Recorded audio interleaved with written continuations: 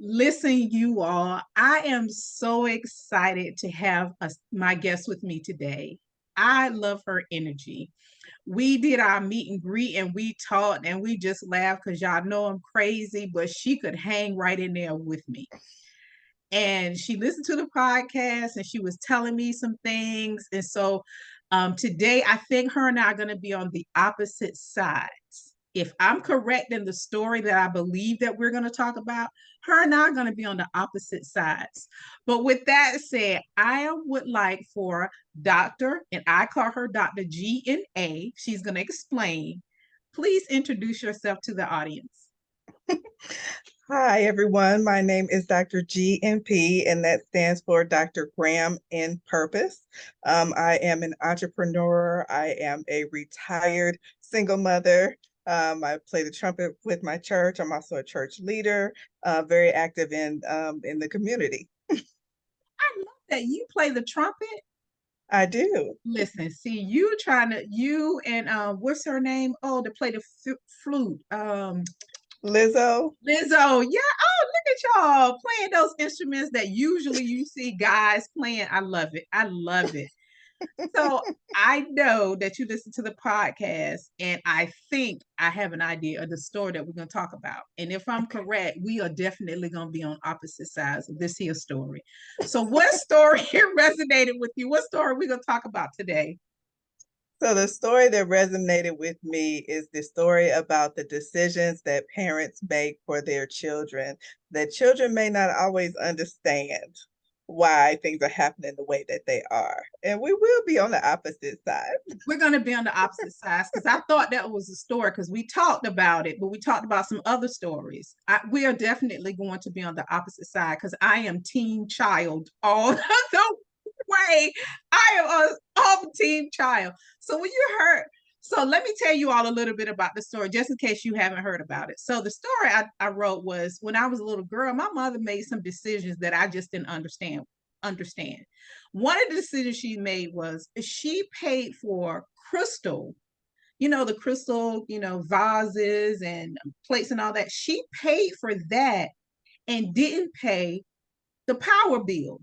So we were sitting in the dark and I couldn't understand because you paid for the crystal. You can't see it because we're in the dark because you didn't pay the bill. I didn't understand that. And then I also share about some of the foods that she bought for us. Oh my God. And the main one that I had the biggest issue with was goulash. I don't know if you know what a goulash is. I'm going to tell you what a goulash is. Goulash is when you take, in my house, my mom would take spaghetti noodles, ground beef, and ketchup. That was goulash. Ew. I got in some major trouble over goulash because a pot jumped off the stove when I had to cook it. I didn't push it, it just fell off. My mama didn't believe it, but it was the truth. But one of the one of the major decisions she did was when she moved us out of the city that we had grown up in, and she moved us out. It was kind of like country suburban, and so we were Mm-hmm. used to that. And she moved us into the city. Let me tell y'all, we hated it. It was a whole different experience. You talking about it's literally taking somebody from the country, not that we were, and putting them into New York City. Mm-hmm. And she had us living there. I think we lived there for 3 years. When my mother made the decision to move us back to the city where we were, oh my goodness, it was like the best decision in my opinion at the time that my mother could have ever made was moving Mm-hmm. us back because we were so much happier. So when you heard the story, doctor, what did you think about it? What was your thoughts on this story? So from a child's perspective, I do understand and see your point about, we're in the dark. Why are we in the dark? We bought this crystal and we can't see it because we're in the dark. From the parent's perspective, the whole goal of a parent is to make sure that the household looks good to other people. Everybody is well for the most part. What I took away from that story was your mother was trying to support her friend and be supportive. And there seemed to be a timing difference in the when money was coming in so she could pay for the crystal, support her friend, or if she just didn't want her friend to know that she couldn't afford it and just wanted to pay it anyway, just to kind of show face and, show Oh, support. okay. Okay. Um, you pay this money out on Monday, you get paid on Friday. Okay, the lights went off on Wednesday. 2 days will be okay. As a parent, you justify it. You justify it. So you support your friend, you spend a couple days in the dark, but then your money comes in, you get the lights turned back on. So no harm, no foul, right? You're such a mom. You are such a mom because all I could think is we were in the dark for a couple of days, and I see your point. I don't know if I still agree with that with this particular one, but it is what it is. So, do you have a story of something that happened to you? When you, as a single mom, do you have a story of something that happened that you sure your child or your children just did not agree with? I do. I have plenty, but we will just focus on this one. So I had a similar situation where I wanted my son to have a snowboarding experience when we moved out to Illinois. When we moved out there, we didn't know anybody. It was just us. So I chose to pay for him to go to have the snowboarding experience, and I didn't pay my cell phone. Now he was out of town Oh, for wow. that experience. So that was the only way if something happened to him, I would have been able to be Yeah. contacted. But God favored us and they didn't cut off my phone until after he got back. But I made that choice to send him on that trip versus paying the cell phone bill. And I was able to get it cut back on, the next month. Did your son know that? Not at the time, but he was very, very upset when he got back and found out my phone had been off because he's Yeah. very protective of Wow. me. He Yeah. didn't understand. Did you make like other arrangements, like giving them another phone number just in case something happened that like a neighbor could come and say, hey, something going on? Nope, No? nope. I Really? didn't. He had no clue. I kissed him. I sent him with his bags. I was like, "Have a good time. See you later."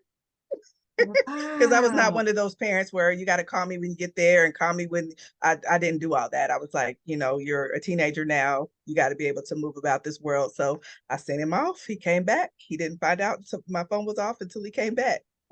Wow. So when you make decisions like that, do you have like reservations or do you feel bad or how is it when you get to a point where you have to make a decision when it comes to your children or your son, how does it make you feel? Do you feel bad about yourself or how does that work for you? I believe because of the way that I was brought up and all the traumatic situations that happened to my life personally, I don't feel bad about making sure that my son is okay. So if I have to fast, if I have to go without, if I have to make ultimate sacrifices so that he's okay, that's what I do. I don't feel bad about it. It's just what how I view parenthood is like I need to go above and beyond to make sure that he has the experiences and the resources and the knowledge that I didn't have. And if I have to sacrifice or go without, then that's just how it has to be. So growing up, did things like I shared what happened to me, were there things that your parents did that you just didn't understand as a child? Yes, there were a lot of things, and I actually wrote a book about it. It's called Cyanidation, The Refinement of My Life, and it talks about my journey from early childhood into my 30s as I migrate from Indianapolis, Indiana, over to Atlanta, Georgia. The very first story in the book is about, and it's the wake of an accident that happened to me where I was burned very badly, and I spent almost 3 years in the hospital in a burn Oh, unit because of that. Yes. So in that's my very earliest memory. I was about 5 or 6 during that experience. Well, at the age that it happened, I was 14 months, but my first memories of it, I was about 5 or 6. wow. But you wouldn't have known that was it something that your parents, a decision they made that caused the accident? We'll never know, Oh, so you don't know. You just have a not fully. memory of Mm-hmm. something happening Mm-hmm. and it kind of Was it something else that they did that you do remember? Because I'm teen child now. I'm teen child. Was it something else? Because I really want to be on the child. I want to root for the children out there. So tell me something else Well, that the your memory parents. of it is the physical therapy. So I was so badly burned, my skin and flesh was fell away from my body, and so I had to wear bodysuits in order to keep everything together. And I had to. There was a regimen of cleaning the bodysuits and cleaning my flesh and moisturizing and all of that. So the first chapter in my book talks about that regimen, and so that's my earliest memory, is going through that regimen and how I felt through that. And to this day, I don't wear stockings because of it. Wow. So your Hmm. mom was the one that had to do all of that for you. You remember Yes, her having being the one that had to go through all those different things. But I mean, that was a choice. She had no choice but to do that. You were her child, you yes. know. Yeah. Now, something funny. Let me ask you about foods. Was there certain foods that your mom, said, listen, this is what we're gonna have to do, you know? Oh, my mom was team fish sticks. Oh, fish sticks every other day. Oh, that was a staple. Fish sticks, broccoli, and carrots. Oh, Lord Jesus. Really? Do you eat those Yeah. things to this day? Do you eat those things? I do eat broccoli and carrots. I do. I do not eat fish sticks. You Ye- cannot pay me to eat a fish stick under any circumstance. And I don't care how much gourmet it is. I don't. If you can't identify the fish that's in there, I don't want it. That's funny because that's what happened to us, because my mom would give her certain things, and it was these sausage that she used to give us that came in a pack. And although my mother was a cook, I don't care. Those sausage, whoo, to this day, no one in my family, none of my siblings, none of us eat them. And the other thing is bologna. I don't know if you know what bologna is, but let me tell you Yeah. about some bologna. So my mom used to buy, the bologna in the pack or whatever. So one night she was making sandwiches for us, and she decided to make gourmet bologna. All she did was put some butter in the pan and make slits in the bologna and put the bologna there and fry it up. It didn't matter. It was still bologna. It was still bologna. I'm like, this is still a bologna sandwich. None of us eat bologna sandwiches to this day. We don't Mm, do it. We just don't do it because we had it so much as a child, you right. know. But was there ever a good decision that your mom made or your parents made that you were like, oh my God, this is the best decision? Like us moving back to the city where we were, Mhm. that was, to me, that was like the best decision my mom ever made for us. Yes. So when we lived in Indiana, we moved on the east side. And so there was a span of time where we lived in the projects, but we actually were stable for about I think 14 years we lived in that home. And that was the longest that we ever stayed anywhere. And that was the most stable as far as the feeling of home and having stability. That was it for us. And that was where I met my best friend. I was in elementary school at the time. I believe I was 10 years old, and we lived there until I graduated high school and went off to college. But in that neighborhood, I met my best friend, had very close knit relationships with people at school and that kind of thing. So, as far as having a stable home, moving way out to the east side, 38th and Post, if you know the area. You remember everything. Right, way out there where nobody was at the time. But that was the best decision. It was a dangerous area. Like I said, we did live in a project type subsidized housing, that kind of thing. But as far as moving around and having all the different things that were happening to our family at the time, that was the best decision that gave room for me to grow and become a different person where I could have been, easily somebody else. Wow. Yeah, that sounds like Mhm. a good decision. Well, do you have any advice for a single parent that's out there? My audience range from all over the place. So, what is some advice that you can give to help them to navigate, making decisions when it comes to the, children, whether it be a male parent or a female parent, single? Get help. Nobody can do it alone. It does take a village. You do have to have representation from both sides of the gene pool. So whether you get along with your partner or not, you have to put your differences aside if there are any, and do what's best for the child. Make friends with your, kids' parent, other, your Mm, kids' friends' parents, so that you guys are networking and knowing what your kids are involved in and how they're talking and interacting with each other.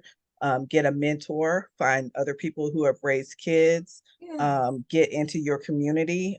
When I was a child, the community that I lived in immediately was not safe, but I was able to find other communities through friendships, in other communities outside of that. So anywhere where you have a networking and support system where you could talk about your issues, bounce ideas off of, and do research.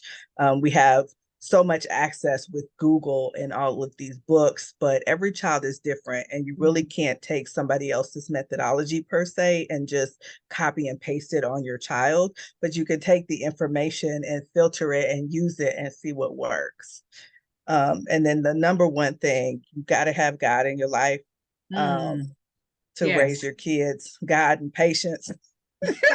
That's good. That's a But good don't one. feel God and patience. bad. Yeah, God and patience. And then don't feel bad. You're making decisions as a parent, and you're doing the best that you can with the resources that you have. The good thing about being a parent is that your kid grows up and then they become independent, and then they can make different choices. So I tell my son all the time, if you don't like what I did, do something different. That's good. Yeah. So does your son like come to you and like, Mom, whew, when I was younger, you did this and I just don't get it. Has he ever come to you? Because I've gone to my mom a couple of times about some things. And even my father, one time, I went to him and I was like, Dad, I just, I don't understand why you would do something like that, And my parents, well, they're differently. My dad used to be like a very serious, and my mom has always been kind of like the funny one or whatever. And their Mhm. answers were, my mom was more comical. Girl, listen, I was doing the best I can because your daddy, he was this, that, and the other. And then my dad, he was like straight. You know what? Well, baby, I did what I thought was right at the time. That's the response I got when I asked my parents. Yes, it's funny you say that because my son, he's almost 30 now. He's 28. And so over the past, I want to say 4 years, we've been having conversations like that. Or, he would ask me specific situations because he's a very literal guy. Mm. So he'll ask me specific situations. What was going through your mind with this, and what made you do that? And so we do have those conversations. And the biggest one that I didn't think he was paying attention to, when he went to undergrad college, he was working a job, he was going to school, and he had, church things that he plays several instruments and does things in the church. And he was just like, Mom, how did you do it? How did you Mm. have all your responsibilities? Because I worked full time, I went to school full time, and then I had a child. And he was like, I'm barely making it and doing this on my own, and it's just me. I'm not married. I don't have a kid. How did you do it? And it was just like God gives you the strength Yeah. to do what you need to do. And for me, it was like once you give me something or I know I'm responsible for something, it just becomes what I do. So I don't think about how hard it is or anything like that. And so we had a very touching heart to heart on that. And he had to sit down and he was like, okay, what am I capable of? And so that's when he Oh, really had to wow. sit down and had to self evaluate. Okay, if I come from a woman who can do all of these things and do them in excellence and to completion, what's going on in my mind that I can't get it together? And because of that, he started making some changes. I did get Mm. some mentors. We have wonderful men at Heaven's Harvest Ministries, the church that I go to. Our pastor, overseer Thomas A. Pulliam Sr., very phenomenal, pivotal point of showing him what a man is supposed to be like and what he's supposed to do in, a walk with God and living the Bible. And it was just life changing, You life know, I changing. I love that you say that because especially with single moms raising boys and Hmm. having a male figure in their lives to help them because you can't teach them to be a strong man because you're a woman. You can teach them Right. to be, I mean, you can teach them things that, general things, but specifics. Yeah, I think that's a wonderful things. And mentors, I'm so glad you brought up mentors because I think that that is so key, especially in the world. And when you do live in a neighborhood that's not so great, because when we moved out in that, I was going to say the name of the city, when we moved out to this particular city, listen, I'm telling you, I was petrified. I was so scared, but I know now the reason why my mom did it is because the rent was so much cheaper. Hmm. And so, she had to do what was best to be able to keep her family together.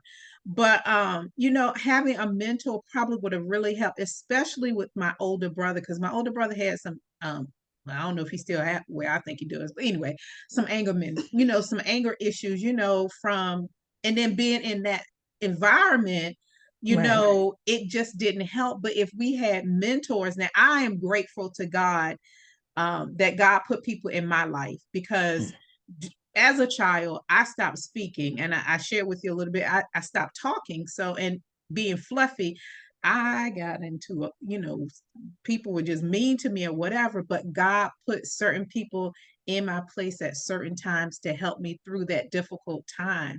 So I can only imagine how a single parent, and I know that I'm saying that I'm teen child, I'm on the child side, but when I look back over my mom and my dad, especially my mom, she didn't make all the right decisions, but she did the best that she could.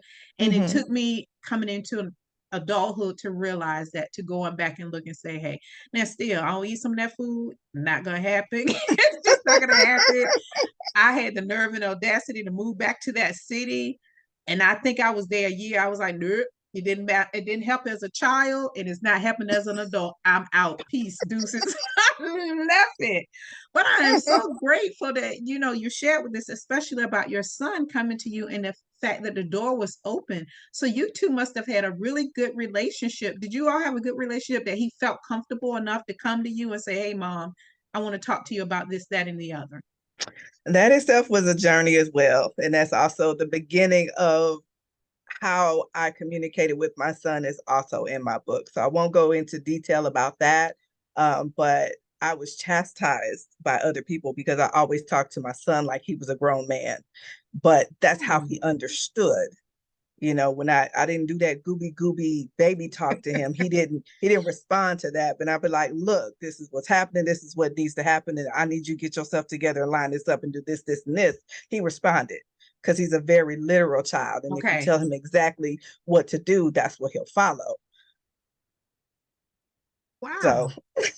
Yeah, but it's funny you say that because my grandma, she when we would when we were growing up, that's a natural thing to do, baby talk. She said, don't baby talk that baby. Don't she would say that all the time because you're gonna have to reteach them how to talk.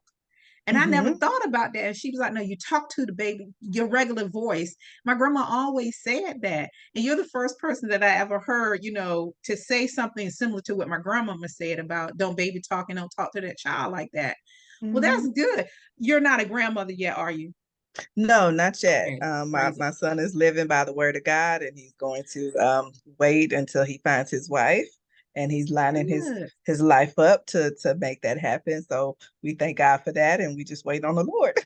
Look at God. I love it. I love it though. But I love to hear good stories about, single moms and their children, you know, doing well. Because it's Mhm. four of us. My mom had four children and we're all doing well. She's struggling. We went through a whole lot, but at the end of the day, we're doing great. My dad was there, but not he did what he could. Let's just leave it Yes, that. I So, understand. so in my podcast, I always ask questions at the end. So we're gonna answer the questions, but I think we may have already answered one of them. Oh yeah, we did. I think we did or answer this question, but I'll ask it again. We can answer it again. It's okay. What was some of the foods you hated eating as a child? And So One was the fish sticks. The other was oatmeal. Now I have come around on oatmeal. I don't eat fish sticks under any circumstances, but on oatmeal I only eat the whole grounds, the stone ground oats. And then there's a specific way that I make them, and it's so good. It's so good. Okay, so you okay. So for me, I did tell you about the couple of things, but peas. Let me tell you something. When I was eggs and peas, my dad used to try to make me eat them. That was listen, he would put peas on my plate. I'm like, I don't know what this dude keep doing this. I hate them. I hate them. I would flick those things off on the floor. And at the time we had a dog. Let me tell you, the dog must have loved peas because he used to eat them. But the eggs was like a just a knockdown, drag out fight. Now I was quiet, but I was stubborn when it came to certain things, and I'm a picky eater.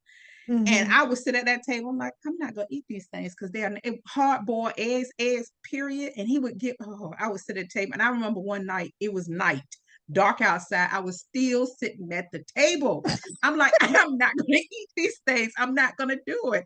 And my mom had to come in and intervene. That's when my parents were together. She had to intervene. She was like, she's not gonna eat them. She don't like them. Stop trying to make her eat, what she don't. And to this day, I don't know. I eat an egg and a cake, but I would not eat eggs. I don't like them.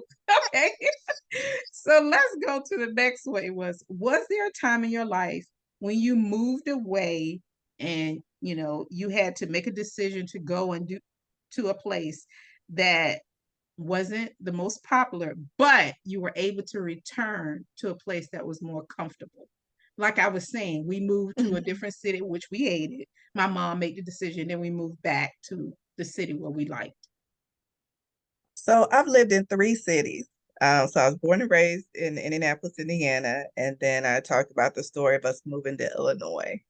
Well, Illinois wasn't working out the way that we had hoped, so I took a leap of faith and came to Georgia. And Georgia has been the best decision. Um, I have a church home. My son is doing well. He has mentors. I'm doing all right. I'm an entrepreneur. God is good. Uh, but Yeah. but Georgia has by far been the best move. That's good. I think sometimes you have to, and now again, I'm coming from a child's point of view, but when my mom moved us to this particular city, although it was it was hard. I was gonna say it was hell, but it was hard. But I think for me, I'm gonna speak, it made me a little bit stronger because I didn't talk and I was Mhm. shy and I was timid. But living there, and some of the children in the neighborhood, I had to get a little bit. Now I didn't have a lot, but I had to get a little bit of something, in order to survive because I got bullied. This girl, her name was Selena. She literally would wait for me just to want to just fuss and fight me. I'm like, yeah, but I had to get a little bit of something, to make it through those years. And again, God put the right people in my life. My best friend, she came around. I met one of my best friends at the time. She was straight up hood gangster. Oh, oh my. Listen, I look every time I saw her come on because I knew she was gonna have my back. I knew she was gonna have my back. So it was hard on us, but I got to meet her, and God sent her, to help me through a couple of years. We Mhm. lost touch when I moved back, to our city. But yeah, but it did make me a better person. I'll say that. Oh, So I am so good. grateful you came. I am so glad we were able to connect and you could come on. And, for any parent that's single out there, we have the child side, but we have the mama side, and don't feel bad about decisions that you make. I love what you said that, never to feel bad. And my favorite part is about the mentors, just having Mhm. other people to help you in your life. So I know that you have product. I know you have a book. So tell us where we can find you, what you have going on. If we want to link up with you, just let us know what's going on. Well, you can find me on LinkedIn. You can find me on Facebook. Those are the two social medias that I deal with. I go by Dr. GNP, or you can look me up by my full name, which is Dr. Jennoa Graham. My website is www.drgnp.com. My book, Cyanidation, The Refinement of My Life, can be found on Amazon. Okay, so you could just go to Amazon and just get the book so we don't have to go through your website or anything. Just go to Amazon, Right. type it in, Just and go we'll to be able to Amazon. purchase it from there. Oh, that's good. Yes. That's Yes. easy. So what I'll do is I'll make sure that I have everything that you just told me about your website and your social media and all that in the description so people can find you at ease. And thank you again for coming here. Please go out and buy her book and support her because we want to know more about. See, you gave us little bit of tidbits. You didn't want to give us a lot because you was like, I want them to buy the book, and that's exactly what I want you all to do is to go out and buy her book so we can read the whole story since she holding back on us. So thank you again, Dr. GMP. I love having you here, and you have been such a blessing to us. Thank you so much for having me. It's been wonderful. Good.